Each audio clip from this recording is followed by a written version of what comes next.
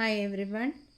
In this session, we will be revising the microscopic structure of gut tube. Before we go into the specific slides, we should know the general pattern of the structure of the gut wall. The gut wall is having four distinctive layers: the mucosa, submucosa, muscularis externa, and outermost layer that may be serosa or adventitia.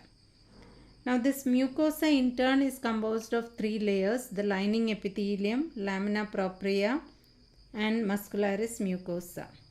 The lining epithelium reflects the functional aspect of that particular part of the gut tube.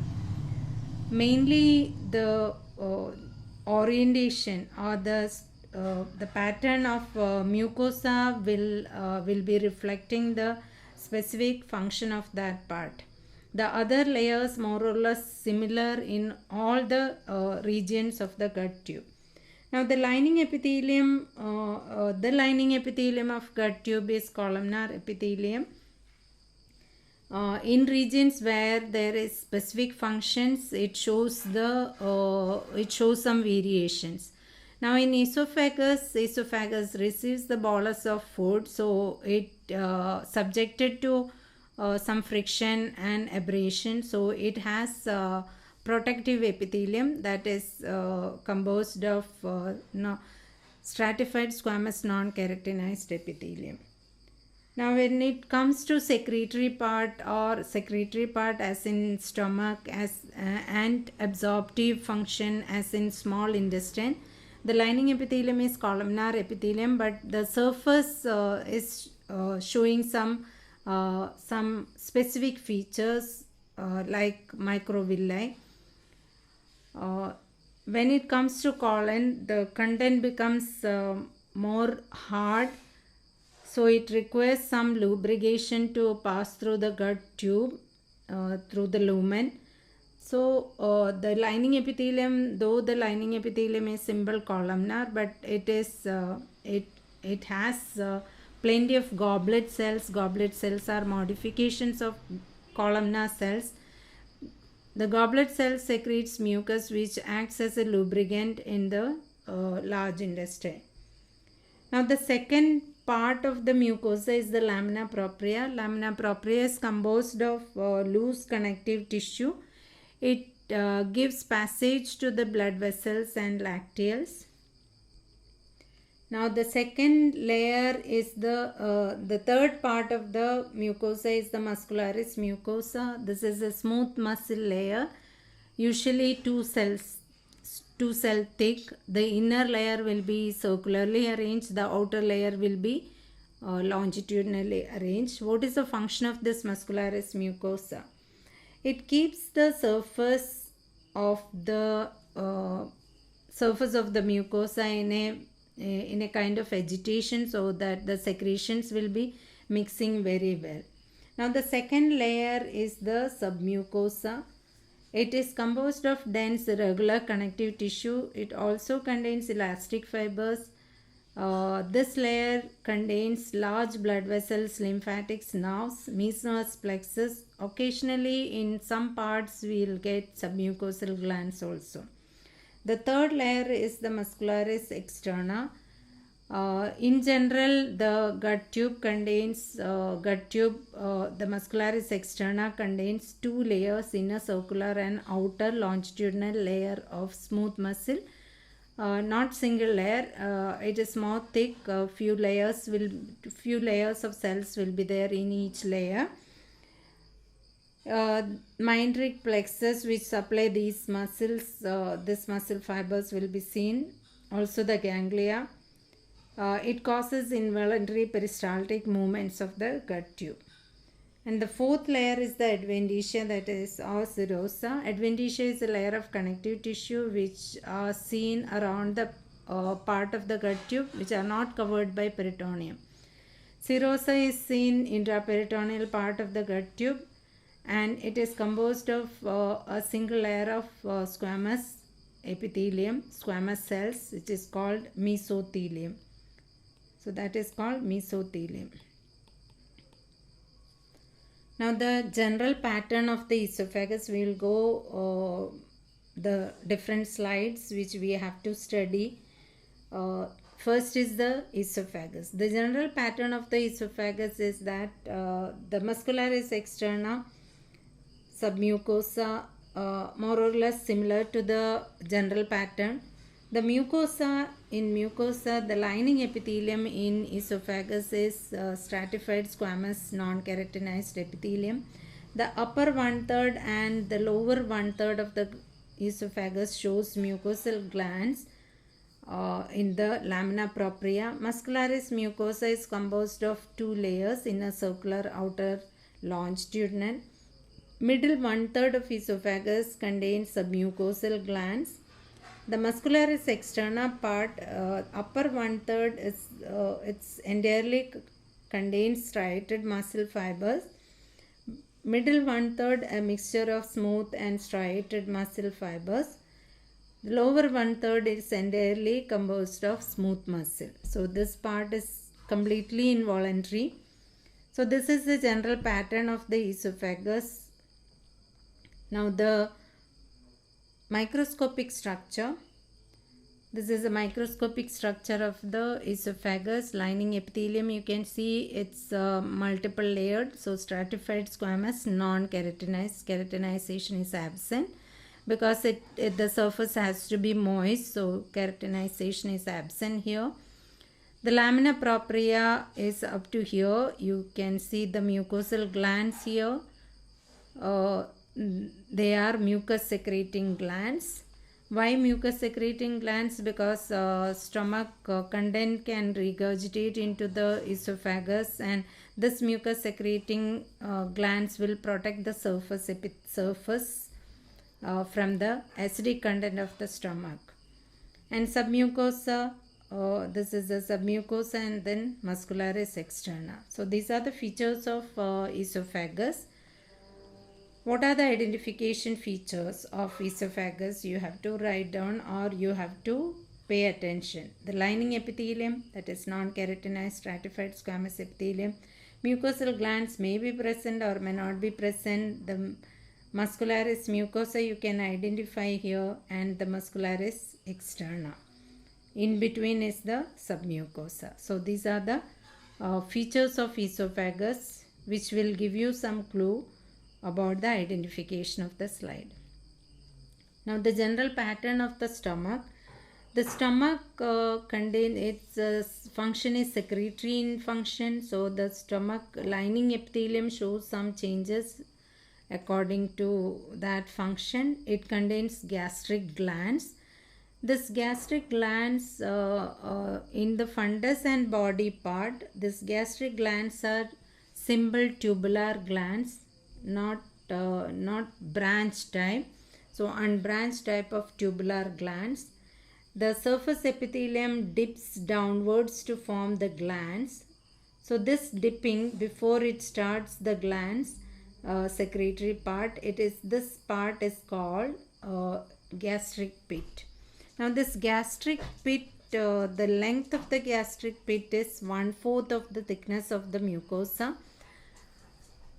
When it comes to the pyloric part of the stomach, the pyloric glands are more branch type, and because of this branching,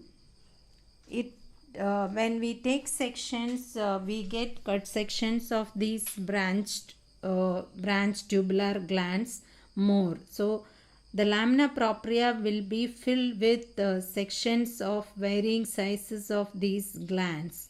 So that is the most prominent thing. And the gastric pit is extending 3/4 of the mucosa, the thickness of the mucosa. In this part, the sections of glands will be less in number, and the lamina propria will be closely packed with the tubular glands, elongated tubular glands. The gastric pit is extending only 1/4 of the thickness of the mucosa. So these are the two things which will help us to differentiate the fundus and body part from the pyloric part. And submucosa, it's not showing any peculiar features.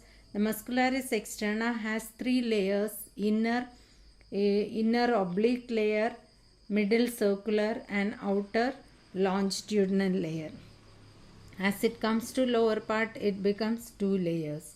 So these are the features of stomach. So basically we have to identify from this much part, that is above the muscularis mucosa, what are the features. From that we have to differentiate the two parts of the two different parts of the stomach. Now this is the fundus and body slide. You can see the gastric pits are smaller here, not much elongated, shorter gastric pits. The entire lamina propria up to the muscularis mucosa, this is muscularis mucosa, up to the muscularis mucosa, the entire lamina propria is closely packed with the tubular glands. In that tubular glands, the lining epithelium, you can see that it shows two very distinct staining properties. One is eosinophilic and the other group is basophilic. So the lining cells are mainly the mucus secreting, surface mucus secreting cells, all columnar cells, surface mucus secreting cells, then the parietal oxyntic cells which are basophilic, which secrete HCl. Then there is neck mucus cells, then chief zymogen cells which are eosinophilic, which secrete pepsin, and there are some enteroendocrine cells or neuroendocrine cells. So these are the different types of cells which line the glands, gastric glands. The lamina propria so closely packed with the tubular sections of the gastric glands. Muscularis mucosa, as in any other places, submucosa doesn't show any peculiar features, special features. Muscularis externa contains three layers, that is inner, oblique, middle circular, outer longitudinal layers. Now, what are the identification features for the fundus and body? The lining epithelium is simple columnar with gastric pits extending, short gastric pits, you can say short gastric pits. Oxyntic and chief cells very prominently seen in the lamina propria, or that part of the gastric glands, and thick muscularis externa. Thick muscularis externa. So these are the identification features. Now about the pyloric part. As I said, the pyloric part, since it has branched tubular glands, the sections will be plenty. The entire lamina propria is filled with sections of pyloric glands. The gastric pits, as you can see here, is more elongated. So longer gastric pits which extends up to the 3/4 of the thickness of the mucosa. The lining cells here you can see very clearly the columnar cells. The submucosa and muscularis externa not showing any specific features. So mainly you have to pay attention to the mucosal layer. So from that you can identify pyloric part of the stomach. So what are the identification features of pyloric part of the stomach? Simple columnar epithelium with elongated gastric pits.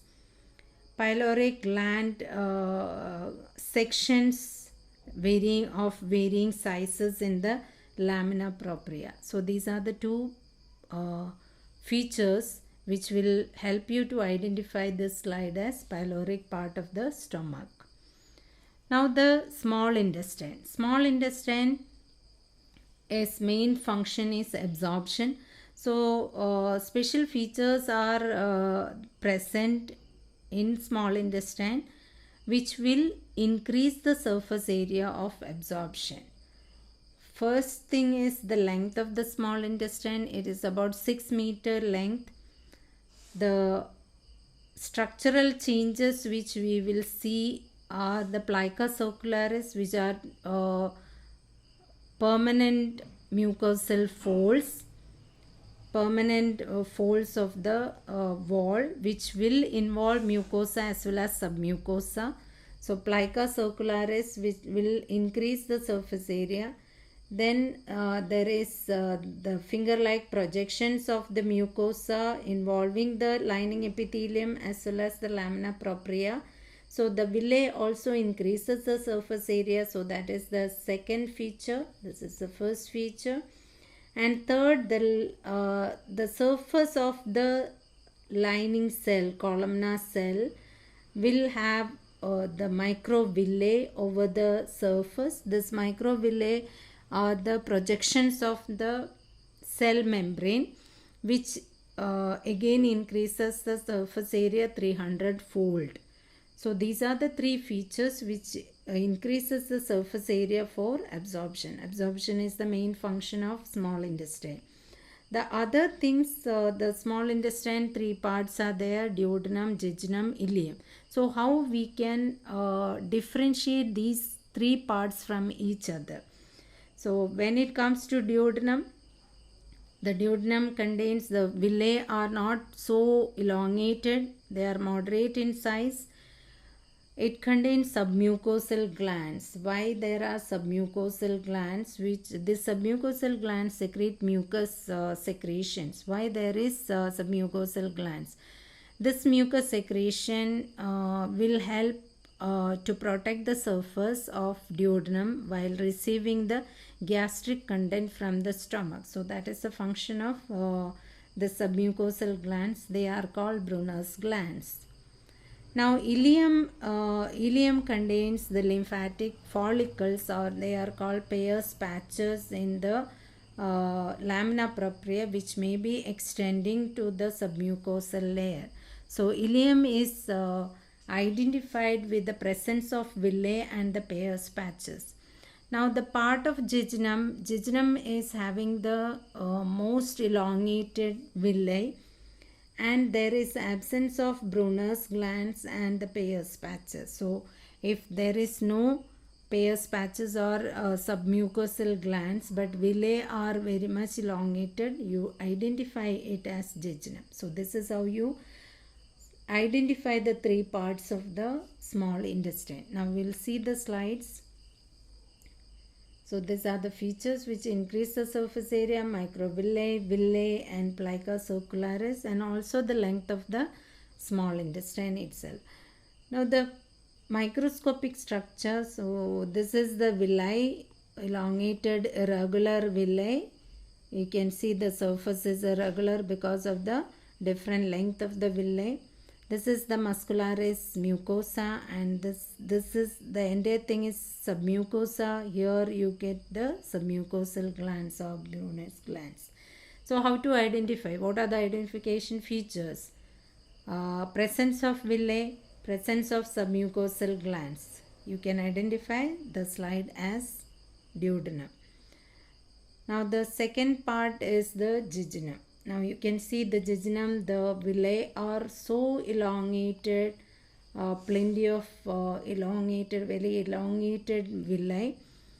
There is no presence of, this is a submucosa, there is no glands or no Peyer's patches. So this will give you idea, presence of villi and absence of glands and Peyer's patches. You can identify it as jejunum.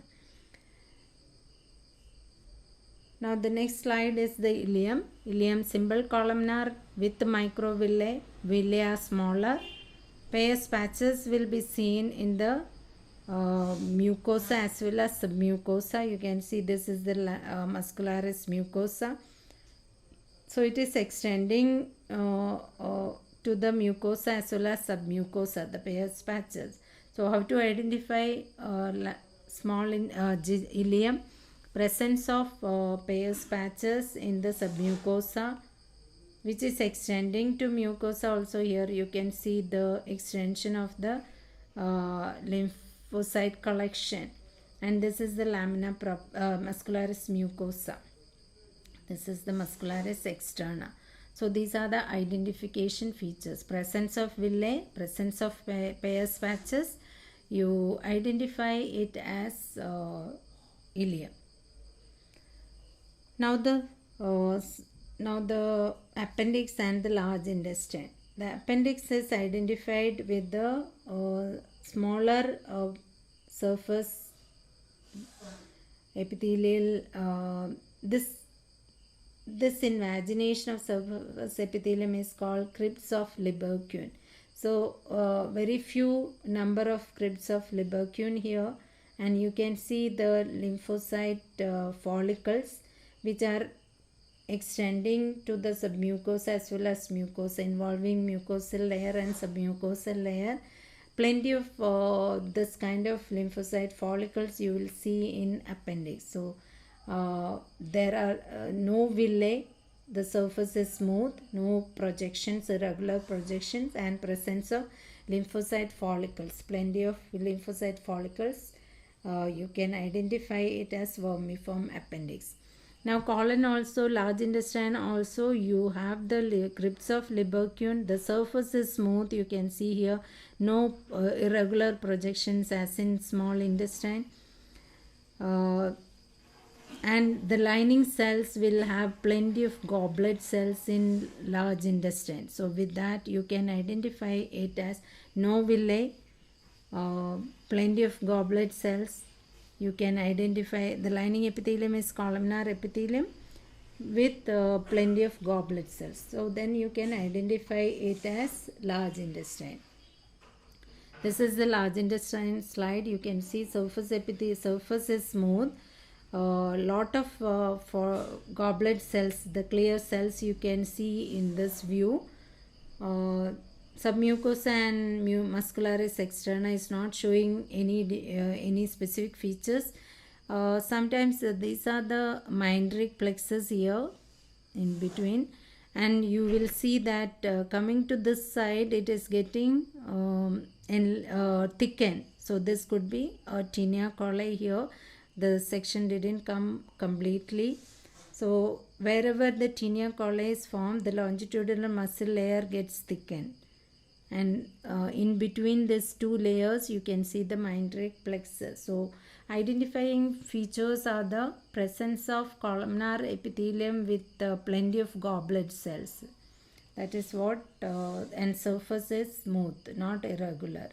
This is the appendix, vermiform appendix. You can see simple columnar cells and goblet cells also here. Simple columnar and goblet cells. Few crypts of Lieberkühn. The surface epithelium is folds, inward folds are few. Lymphatic follicles are there, more involving. This is the muscularis mucosa. So you can see it is extending to the mucosa as well as the submucosa.